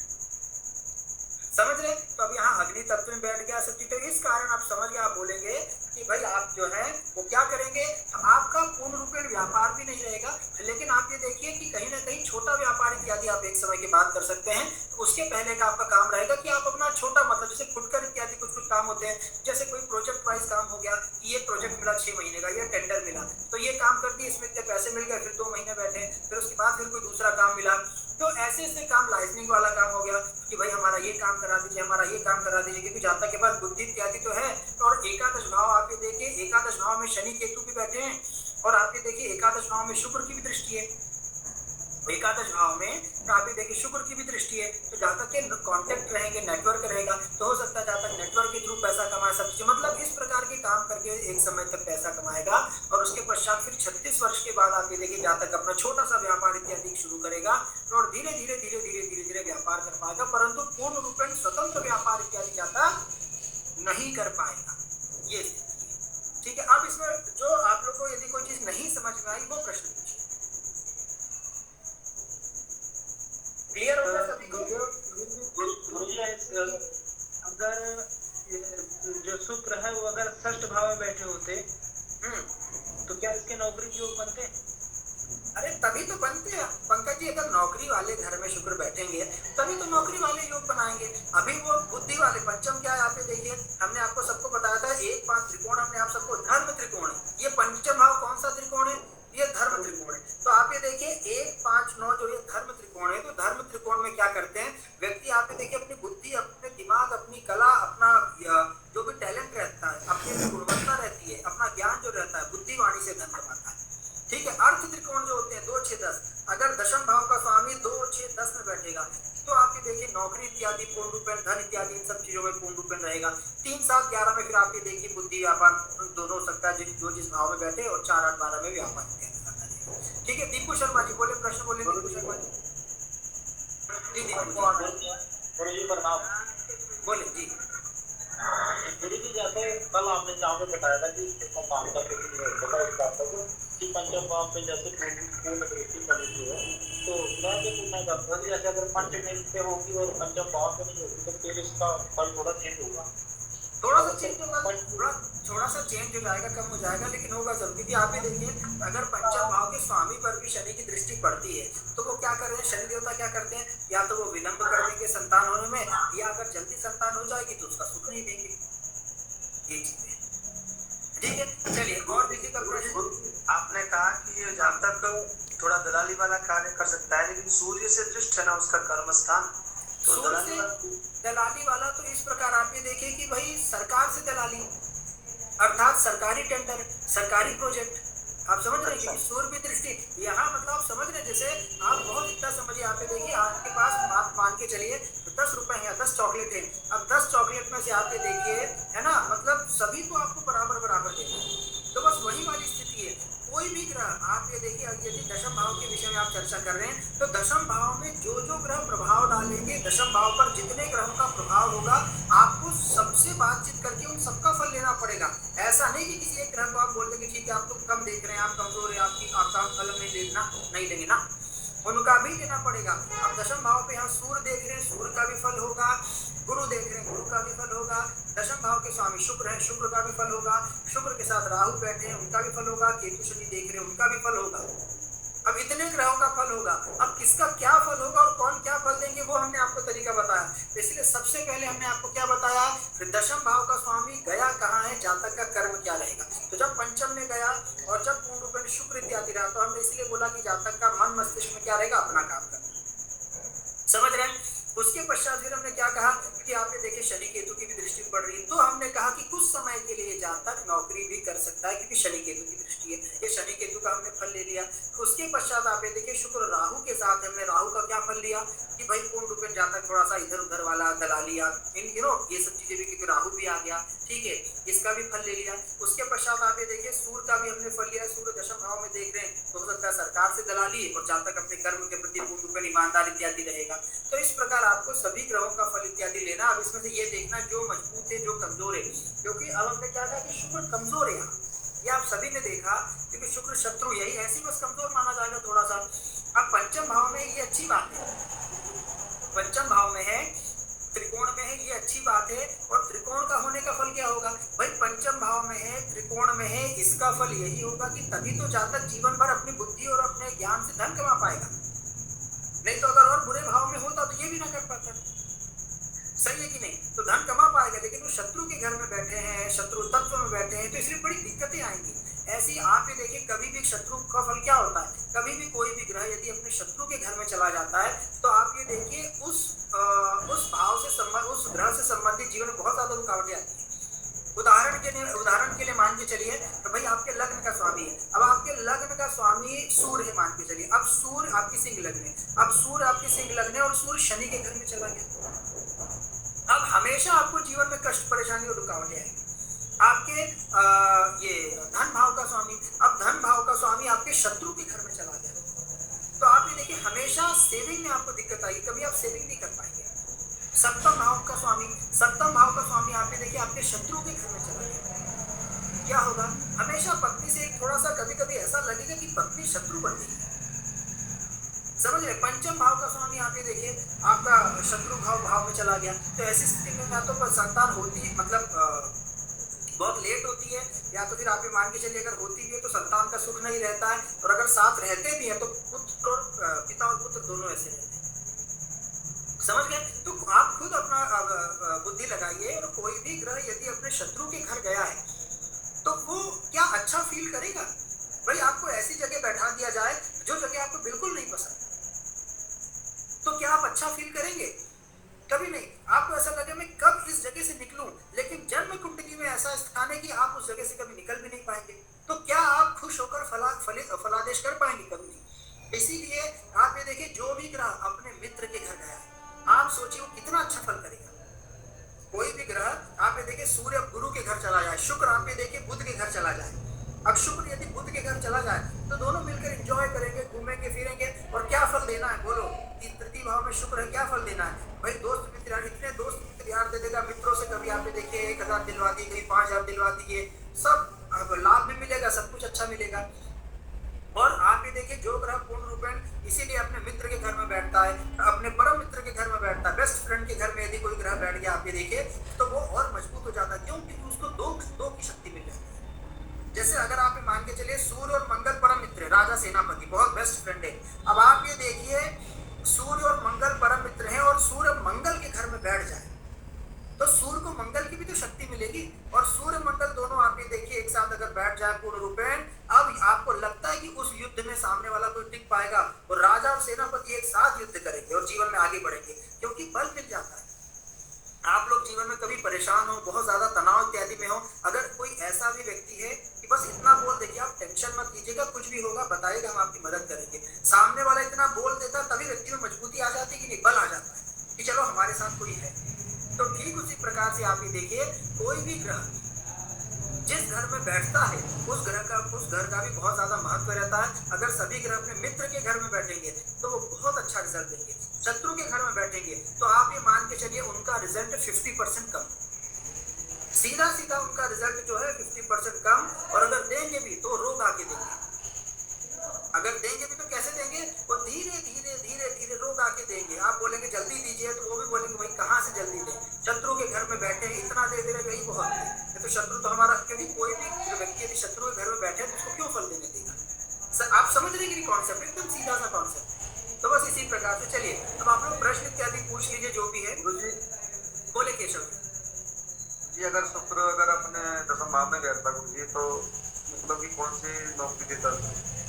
अब शुक्र यदि आप ये देखिए अपने घर में बैठता है, ठीक है, तो शुक्र पूर्ण रूपेण कैसा ग्रह है, शुक्र अपने घर में बैठा है, बहुत खुश है, बहुत अच्छी स्थिति में है, ठीक है। उसके साथ साथ आप ये देखिए, उसके साथ साथ ये है कि ये शुक्र अपने घर में बैठकर पूर्ण रूपेण, अब आप शुक्र को देखिए कि वो कौन सा वो ग्रह है, मतलब शुक्र मतलब किस प्रकार, वो कौन सा मतलब ग्रह है, अर्थात कौन से तत्व का ग्रह है, तो जल तत्व का ग्रह है, कौन से तत्व में बैठा है, पृथ्वी तत्व में बैठा है। इसके साथ साथ आप ये देखिए कि शुक्र व्यापारी ग्रह है, हमने आपको बताया ना शुक्र कैसा ग्रह है, व्यापारी ग्रह है, तो आप ये देखिए वो व्यापार इत्यादि देता। अब इसमें ये है कि शुक्र दशम भाव में बैठा है, तो दशम भाव हमेशा याद रखिएगा हमारा क्या है, कर्म, दशम भाव क्या है, कर्म इत्यादि, ठीक है। तो आप ये देखिए दशम भाव हमारा कर्म है, और शुक्र कैसे ग्रह है, शुक्र भोगी ग्रह है, शुक्र आलसी ग्रह है, शुक्र मनोरंजन वाले ग्रह है। तो शुक्र व्यापार तो देता, लेकिन आप ये देखिए शुक्र ज्यादा व्यक्ति से मेहनत नहीं करवाता।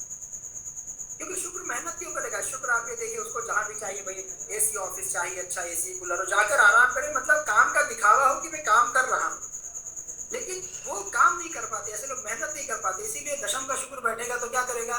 इसलिए अगर शुक्र प्रबल होगा तो व्यक्ति को आप ये देखिए ऐसी कोई दुकान मकान इत्यादि देगा जो पिताजी द्वारा चलाई जा रही है, और वो जाकर अपना बैठे संभाले। और बाकी सब ग्रह इत्यादि भी, बाकी सब ग्रह भी प्रभाव करेंगे। शुक्र और चंद्रमा ये गुरु जी सर जॉब नहीं देंगे गुरु जी कोई? भाई शुक्र चंद्रमा नौकरी वाले ग्रह, शुक्र चंद्रमा क्यों जो नौकरी देंगे? नौकरी का मतलब बंधन, नौकरी का मतलब क्या होता है? बंधन। आप नौकर हैं, आपको 10 से 5 यहाँ काम करना है तो करना है, और महीने के अंतिम में जाके सैलरी मिलेगी। और शुक्र चंद्रमा वाले की हम 30 दिन इंतजार करें पैसों के लिए, हम नहीं करेंगे तुम्हारा काम। शुक्र वाले को आज मेहनत है, आज पैसा चाहिए। शुक्र वाले ने आज आप ये देखिए उनकी दुकान है, और आज दुकान है, आप ये देखिए अगर उनकी किराने की भी दुकान है तो आज उन्होंने 1000 रुपए का सामान बेचा और 1500 रुपए उनके पास आज आ गए, 500 रुपए का प्रॉफिट। ये शुक्र वालों को चाहिए। आज 500 का प्रॉफिट मिला ना, ये शुक्र वालों को चाहिए। सब तो शुक्र चंद्रमा व्यापारी ग्रह में पहले ही आप सबको बताया था, ठीक है? तो ये व्यापारी ग्रह है, तो इसलिए ऐसे लोग कर्म भाव में कोई ना बैठा हो। अरे स्वामी तो होगा, इनके कर्म स्थान में कौन बैठा? तो सौरभ जी बच्चों वाली अब बात पूछते बताइए, क्या इनके दशम भाव में कोई बैठा है? ये देखिए इनके दशम भाव में आप देखिए कौन बैठा है? कोई बैठा है सौरभ पांडे जी? तो अब इसका मतलब इस बेचारे का कोई कर्म नहीं होगा अभी। इसीलिए तो हमने इसी कुंडली पर बताया कि कोई ये स्वामी है, इतनी अभी देखिए शुक्र शनि राहु केतु सूर्य गुरु इतने ग्रहों को हम ले आए इसमें। तो ऐसे ही आपको देखना चाहिए। आप लोग एक चीज और भी देखिए, आज हम यही क्लास वो भी करेंगे ना, इसलिए जल्दी एकाध में कोई प्रश्न हो तो और पूछ भी लीजिए। और आप ये देखिए, बस एक सेकंड, आप ये देखिए एक चीज और हमेशा वो करिएगा, आप लोग में से कोई भी, जैसे सौरभ जी की बात से हमें ये लगा, आप लोग ना अगर सिर्फ अपनी कुंडली देख रहे हैं तो प्लीज मत देखिएगा, आप सीख नहीं पाएंगे।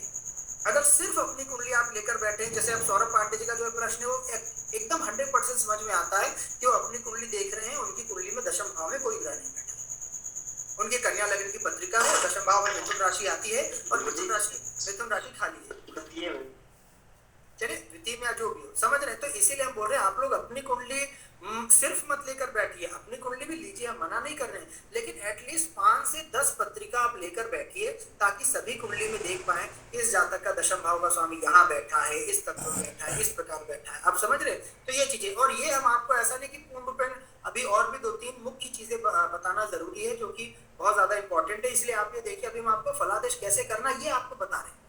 अब आप पूर्ण रूप में ये नहीं कि एक ही बार में मुझे बस बता दीजिए फलादेश आ जाए, तो थोड़ा धैर्य रखिए। अब दूसरी चीज भावात भावम संबंध बचाए, और दूसरी चीज आप देखिए 12 लग्नों को अभी अलग अलग विषय बचे हैं, तो वो भी हम आपको करना है। ऐसे ग्रह वाला जैसे कंप्लीट हो जाएगा तो उसके पश्चात हम आपको 12 लग्न का बताएंगे कि किस लग्न में कौन सा ग्रह अच्छा रहेगा, बुरा रहेगा, कैसा फल देगा, वो बताएंगे। उसके पश्चात भावात भावम संबंध बताएंगे, और फलादेश हम लोग एक एक कुंडली पे ऐसे धीरे धीरे करते जाएंगे ताकि आप लोग की प्रैक्टिस होती रहे, ठीक है? गुरुजी मेरा प्रश्न है। गौरव जी प्रश्न बताएं। ये गौरव जी प्रश्न बताएं। एक सेकंड गौरव जी प्रश्न बताएं। दशमेश आपने कर्म का बताया था, कर्म के भाव में छठी राशि आ गई, ऐसा थोड़ा सा मेरा लॉजिक लग रहा था। छठी राशि आ गई, उसका स्वामी बुध अपने 12वें घर पे जाके बैठ गया, तो बुध अगर बालक ग्रह है तो मतलब ऐसा व्यक्ति, जैसे किसी ने बोल दिया कि तू अपना कर्म ये कर ले, तो उसी की बातों में ज्यादा उलझा रहेगा, कुछ ऐसा भी लॉजिक होगा? मतलब आप ये बोले कि दशम भाव का स्वामी यदि षष्ठ में आ जाए तो? नहीं, दशम भाव का स्वामी 12वें घर पे। हाँ, अब दशम भाव का स्वामी बिल्कुल आप ये देखिए अगर बुध हो जाता है और अगर 12वें घर में चला जाता है तो वो क्या करता है? सबसे पहले कर्म का व्यय, सबसे पहले हमें ऐसे शुरुआत करना है कि दशम भाव के हमारा कर्म हो गया, कर्म का स्वामी कहाँ चला गया? सबसे पहले हमें भाव प्रधान देखना है कि वो ग्रह कौन से भाव में जा रहा है। जैसे पंचम में हमने देखा तो पंचम क्या है? बुद्धि वाला, ज्ञान वाला, तो हमने ये बोला कि जहाँ तक बुद्धि ज्ञान से संबंधित करेगा तो व्यय, अर्थात सबसे पहले हो जाता कोई भी काम करेगा तो उसके काम का व्यय होगा, मतलब वो काम अच्छे से वो नहीं कर पाएगा, एक तो काम उसके टूटेंगे। अब उसमें ग्रह कौन सा है आप ये देखिए, अब अगर बुध है तो बुध की प्रकृति इत्यादि लगेगी, शुक्र है शुक्र की प्रकृति लगेगी, चंद्रमा है चंद्रमा की प्रकृति लगेगी, आप समझ रहे हैं? तो ऐसे अब वो किसके शत्रु के घर में बैठा है, मित्र के घर में, जैसा हमने आपको आज ये पूरा इसलिए तरीका बताया है, एक एक चीज हमने आपके सामने देखी, ठीक है? गौरव जी का पूछने का प्रश्न का मतलब यहाँ पर यह था कि क्या वह व्यक्ति अगर बुध द्वादश में चला जाता है तो क्या उसे सोचता रहेगा अगर कोई कार्य के लिए बोल दिया जाए तो?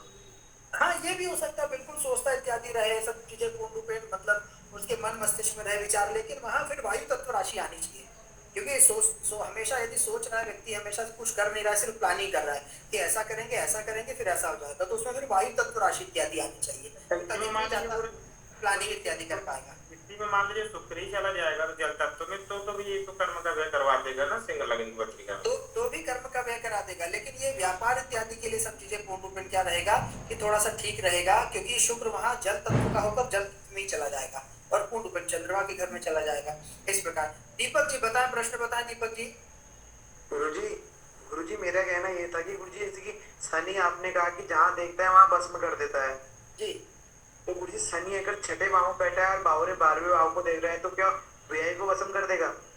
वो व्यय को, और उसके साथ साथ आप ये देखिए वो कहीं ना कहीं रोग व्याधि भी एक समय तक, अर्थात वो लगभग 34-36 वर्ष तक वो कहीं ना कहीं थोड़ा सा परेशानी इत्यादि सब चीजें देंगे। भस्म करने का तात्पर्य है कि उस भाव से संबंधित चीजों में परेशानी देते हैं, है ना, जो भी अच्छी चीजें, हर भाव से संबंधित कुछ ना कुछ अच्छी चीजें हैं, उन चीज संबंधित परेशानी देंगे, नींद में समस्या देंगे, वो कहीं ना कहीं हॉस्पिटलाइज इत्यादि सब चीजें कर देंगे। द्वादश भाव से हम चाचा इत्यादि का विचार करते हैं, चाचा से संबंध खराब करा देंगे, ठीक है, आंखों में समस्या देंगे, द्वादश भाव से हम आंख इत्यादि भी देखते हैं, ये चीजें एक समय तक करेंगे और फिर 34-36 के बाद फिर वो फ्री छोड़ देंगे। उसके बाद फिर आप ये देखिए व्यय इत्यादि जो है, व्यय इत्यादि में फिर इन्वेस्टमेंट वगैरह में फिर उन चीजों में थोड़ा सा धीरे धीरे मतलब फिर फ्री छोड़ देंगे, फिर कुछ नहीं करेंगे, ठीक है।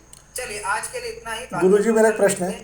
जी प्रवेश बोले, प्रश्न बोले। गुरुजी मैं जानना चाहता हूँ कि जैसे आपने तत्वों के बारे में बताया था कि अग्नि तत्व और वायु तत्व एक दूसरे के मतलब सहयोगी होते हैं और जल तत्व पृथ्वी तत्व एक दूसरे के सहयोगी होते हैं, तो अब जैसे अग्नि तत्व पृथ्वी और जल तत्व का सहयोगी होगा या विपरीत होगा, ऐसे ही वायु तत्व पृथ्वी और जल तत्व का सहयोगी होगा या विपरीत होगा? जी, तो यही जो दो तत्व हैं, आप ये देखिए दो तत्व एक दूसरे के सहयोगी रहेंगे। बाद वाला लाइन एक बार फिर से आप बोलिए। कि जैसे मान लीजिए कि अग्नि तत्व और वायु तत्व ये पृथ्वी और जल तत्व के सहयोगी होंगे या विपरीत होंगे? बिल्कुल, वो ऊपर वाली दो लाइन, बस लास्ट वाली आप दो लाइन बोलिए। ऊपर वाली तो दो हो गए पूरे, अग्नि और वायु और पृथ्वी और जल, इसके बाद वाली लाइन ये एक दूसरे के विपरीत होंगे क्या? नहीं, एक दूसरे के विपरीत नहीं होंगे ना। आप ये देखिए भाई, अगर अग्नि है जितनी भी, अर्थात सीधा सीधा सम और विषम राशि में भी हम लोग यहाँ वो बांट सकते हैं, क्योंकि आप ये देखिए अग्नि और वायु जो राशियां, जो तत्व है, वो कौन सी राशियां? विषम राशियां हैं, और पृथ्वी और जल कौन सी राशियां? वो सम राशियां हैं। तो ये जो सम और विषम, ये एक दूसरे के विपरीत इत्यादि, ये हम लोग बोलेंगे। उसमें भी अग्नि और जल का विपरीत ज्यादा हम लोग बोलेंगे, पृथ्वी और वायु का विपरीत थोड़ा सा कम रहेगा, लेकिन ये दोनों एक दूसरे के विपरीत तत्व इत्यादि रहेंगे। जैसे अगर आपका ये भी है कि भाई पृथ्वी और जल का क्या संबंध फिर हुआ, जी, मतलब ये सॉरी, पृथ्वी और तो पृथ्वी जल का तो मित्र हुआ, लेकिन वायु और जल का, जी ठीक है, तो वायु जल में क्या हुआ? एक दूसरे की विपरीत इत्यादि हुए, क्योंकि वायु और जल को आप ऐसे अगर मिक्स इत्यादि करिए तो क्या होगा? तूफान आएगा, जी, है ना। तो ये चीज है, तो मतलब वो दोनों, जैसे हम लोग ने ये देवता और दैत्य वाला विभागीकरण किया है, तो ठीक उसी प्रकार से आप ये देखिए, यही विभागीकरण कि सम राशियों के जो तत्व हैं वो विषम राशियों के वो विपरीत होंगे। बिल्कुल, सम और विषम दोनों एक दूसरे के विपरीत है, बस सीधा सीधा ये। जी ठीक है।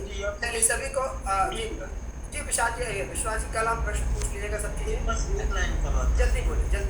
शनिदेव जैसे आपने बताया अभी, शनिदेव अच्छे से बुरा और बुरे से भी बुरा हो जाते हैं शनिदेव। बिल्कुल, वो कितना वर्स्ट हो सकते हैं। अच्छे के लिए तो बुरा है ही, लेकिन बुरे के लिए और बुरा हो जाते हैं। बुरे के लिए दृष्टि एकदम वर्स्ट हो जाते हैं। बिल्कुल, अच्छे के लिए तो कोई भी अच्छा भी हो, सब चीजें हो, वो स्टार्टिंग में सबके लिए खराब रहते ही रहते हैं, और जो बुरे लोग हैं उनके लिए तो और फिर महादेव और भी बुरा। ठीक है, चलिए, हर हर महादेव, शुभ रात्रि।